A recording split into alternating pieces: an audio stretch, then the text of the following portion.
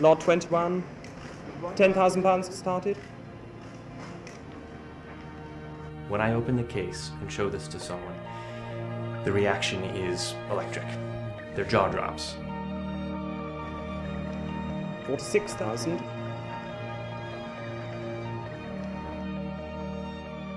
I had seen it a couple of times behind glass at exhibitions, and many times in books. But when I was in its presence, it was absolutely awe-inspiring.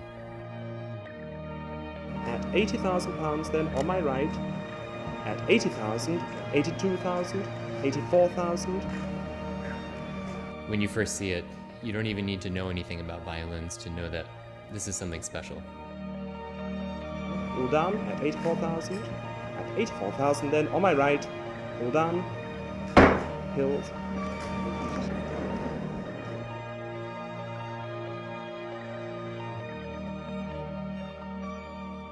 Antonio Stradivari made over 1,200 violins, violas, and cellos in a very long working life that he had. He worked for over 60 years. Of those 1,200, nearly 600 violins, violas, and cellos still survive, and most of those are played. There are some, however, which are not played.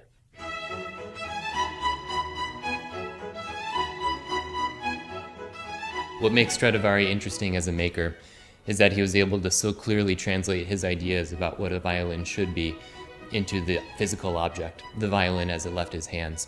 And in that regard, the Lady Blunt is such a key insight, unaltered by time. I've seen so many Stradivari's in my lifetime, and we can sort of imagine what they looked like when they were new. And we try to imagine what the maker was doing and what was his method of making the violin. In this case, it's all there for us to see. As a violin maker, it's incredibly inspiring to see that work. The sculptural integrity of the violin is so obvious and apparent. The first owner of record was Jean-Baptiste Vieuxtemps, and he found this violin in Spain in the 1860s.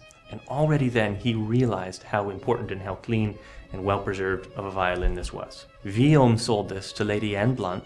In the 1890s, the Hills bought the violin from Lady Blunt, and they realized at that point that this was something that needs to be preserved for future generations. The Hills sold this violin to arguably the best collectors in history. In 1971, this violin made world history by selling at Sotheby's for an unprecedented sum, and bidding was fierce. The eventual buyer was a gentleman named Robin Lowe, and it was purchased by Andrew Hill on his behalf.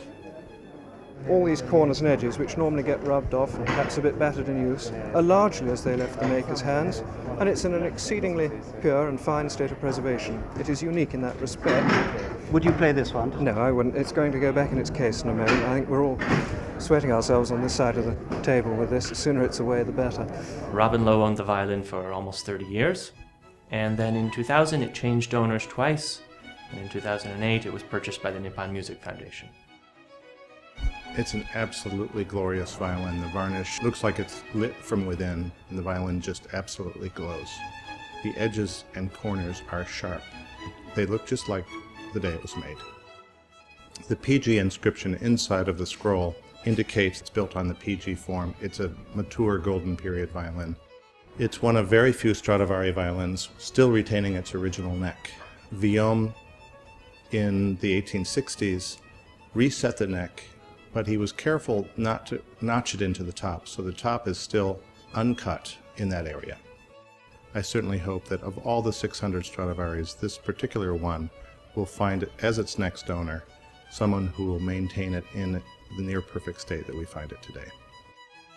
It's been such a unique experience to be a temporary steward of the Lady Blunt and share her with the world in a way that hasn't been possible until now. One of the most amazing things about having spent the past month with this Lady Blunt is seeing the reaction of the different people when they see it for the first time. They say, how can this be a Strad? This is amazing. This is in pure condition. It's got to be a Vieuxtemps. It's got to be a Sacconi. And no, it's the real thing. After the March 11th earthquake and tsunami, the Nippon Music Foundation thought that every individual and every entity should make a gesture, should give something, give some sacrifice to this cause. They decided they would sell the Lady Blunt, and that they would donate all proceeds to tsunami and earthquake relief. It's rare to have the opportunity to buy a top Stradivari violin. The fact that it's the Lady Blunt is a once-in-a-lifetime opportunity, and it's wonderful that this opportunity comes with a larger humanitarian benefit.